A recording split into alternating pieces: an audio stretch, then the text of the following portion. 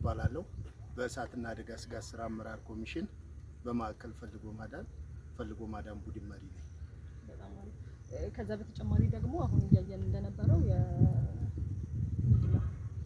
ጠላቂ ዋናተኛ በሚለው በዛ ሙያ ነው ያንን ለማብራራት ነው የተገኘ ነውና እስቲ መጀመሪያ ሙያው ምንድነው የሚፈልገው ነገር ምን አይነት ሙያ ነው የሚለውን አስረዳን ከስሙ ጀምሮ። መልካም።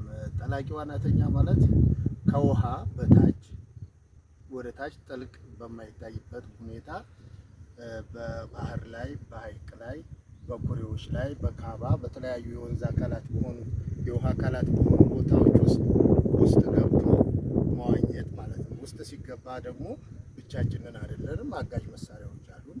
ኦክሲጅን ይዘን እንደዚህ ነው የምንገባው ማለት ነው። በጣም አሪፍ። እንደጀመርከው ምን አይነት ማቴሪያሎችን ትጠቀማላችሁ? እያየን ነበር ቀደም ስታደርጉ የነበረውን አለባበሱንም ይዛችሁ የምትገቡትን ማቴሪያል በስማቸው እየነገርክ ይሄንን ነው በላ። መልካም።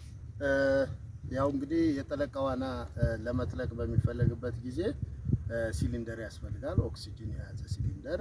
ከዛ ሬጉሌተር አለ፣ ኦክሲጅኑን ወደኛ የምንጠቀምበት የሚያስተላልፍልን ማለት ነው። ላይፍ ጃኬት አለ። መንሳፈፍ በምንፈልግበት ጊዜ እንድንሳፈፍና ሲሊንደሩን ለማዘል እንደ ኮርቻ ሆኖ ያገለግለናል። ሌላው ፓልም ነው፣ ለመዋኘትና ለመቅዘፍ ያስፈልገናል። ሌላ ልብስ የዋና ልብስ ነው። የተለያዩ ነገሮች ቅዝቃዜዎቹንም የተለያዩ በተወሰነ መልኩ ሰውነታችንን የሚሸፍንበትና ሊከላከል የሚችል የዋና ልብስ ነው። ሌላው እንድንጠልቅ ክብደት የሚጨምርልን ወገቤ ላይ የታጠቁት አይነት ሊድ ያስፈልገናል። ከዛ መነጽር፣ የዋና መነጽር በአፍንጫችን እንዳንተነፍስና አይናችን ላይ አድርገን እንድንዋኝ የሚረዳን መነጽር ነው። ምናልባት ብዙ ቦታ እንዲህ አይነት ሙያ ያለው ሰው አያጋጥመንም፣ አናገኝም። ይሄን የስራ መስክ ብዙ ጊዜ የምናገኘው አይደለም እና ምን ያህል በዚህ ስራ ላይ የተሰማራ ሰው አለ እናንተን ጨምሮ? ምን ያህል ጊዜ ይወስዳል ይሄንን የስራ መስክ በዚህ የስራ መስክ ለመሰማራት ስልጠና ለመውሰድ? አሁን እንደ ኢትዮጵያ ብሎም በሀገር ደረጃ ነው የእሳትና አደጋ ስጋት ስራ አመራር ኮሚሽን ብቻ ነው ይህንን አገልግሎት የሚሰጠው። ከዚህም ውስጥ ያሉት ሙያተኞች ውስኖች ነን። 4 ባለሙያ ነው ያለው።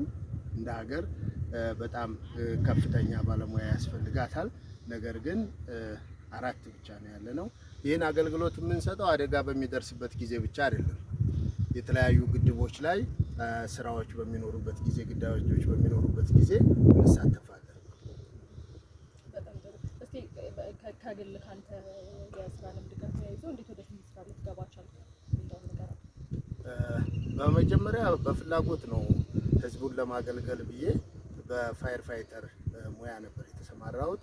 ነገር ግን ተጨማሪ የጠለቀ ዋና ስልጠና በመጣበት ጊዜ አገልግሎት ለመስጠት ካለ ፍላጎት የተነሳ ለህብረተሰቡ ምላሽ ለመስጠት ብዬ ነው የገባሁት። ነገር ግን ከተወሰነ ጊዜ በኋላ የስራ መስክ ቀይሬ ነበር።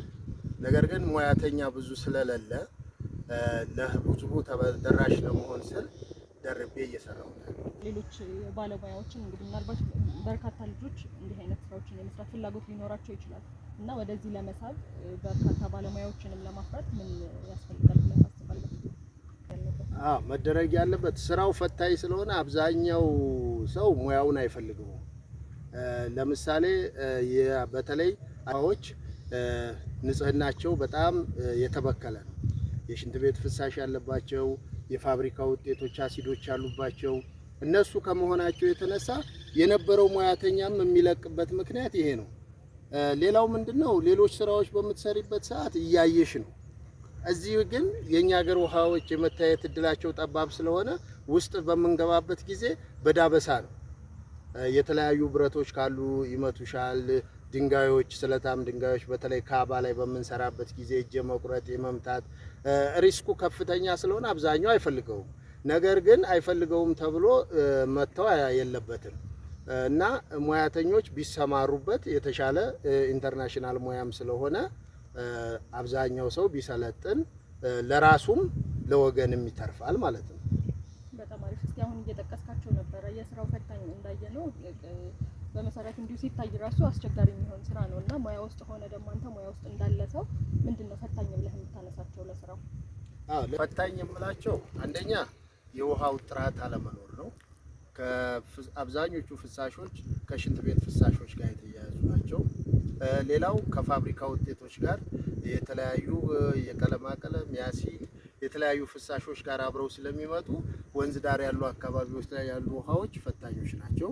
ሌላው ካባ ላይ በተቆፍሮ ውሃ ባቆሩ ቦታዎች ላይ የካባ ድንጋዩ እሱ ፈታኝ ነው። ምክንያቱም ውስጥ የሚመቻቸው ቦታ ላይ እየቆፈሩ የማይመቻቸው ላይ እያለፉ ስለሚሄዱ የፈለጡት ድንጋይ በሚያገኝበት ጊዜ ስለታም ስለሆነ የመቁረጥ የመምታት ሁኔታዎች ያጋጥማሉ።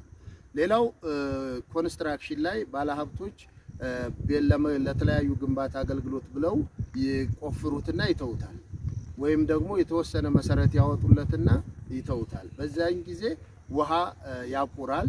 እዛ አካባቢ ያሉ ልጆች ወይም ደግሞ የቀን ሰራተኞች ለመታጠብ ለመዋኘት በሚጠቀሙበት ጊዜ ይገባሉ እና በዛ ሰዓት ምንድነው ዋና ቢችሉም እንኳን ያ ፌሮ የተለያዩ የተመቱት እንጨቶች ይይዟቸውና የሚያስቀሩባቸው ሁኔታዎች እነዚህ ፈታኝ ያደርጓቸዋል። ሌላው ምንድነው ለስራው ከፍተኛ ትኩረት አይሰጥም ሰው ስለማይሰጥ ቅርብ ይመስለውና በሚገባበት ጊዜ ቀላል ነው ብለው ለመዋኘትም ከብቶች ለማጠጣት ለመታጠብ ለተለያዩ አገልግሎቶች ይጠቀሙታል ያንን ውሃ። በዛ ሰዓት ፈታኝ የሚሆንበት ሁኔታዎች አጋጣሚዎች ያጋጥሙናል ለኛ ለስራ።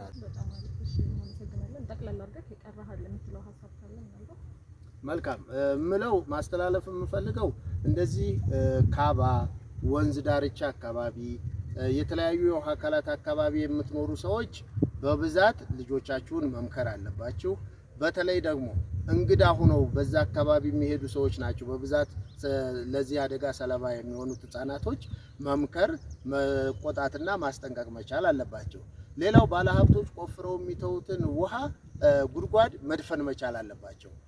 ለካባ ለተለያዩ ኮንስትራክሽን ተብለው የሚቆፈሩ እነሱም ወይ ውሃው መፍሰስ በሚችልበት መልኩ መሆን አለበት፣ አማራጩ ደግሞ መደፈን። ስለዚህ ይህንን ቢያደርጉ መልካም ነው። አደጋን አስቀድመን የምንከላከልበት ሁኔታዎች ይኖራሉ። እነዚህ የውሃ አካላት ደግሞ የአደጋ መንስኤ ከመሆን ይድናሉ ማለት ነው። እኔም አመሰግናለሁ።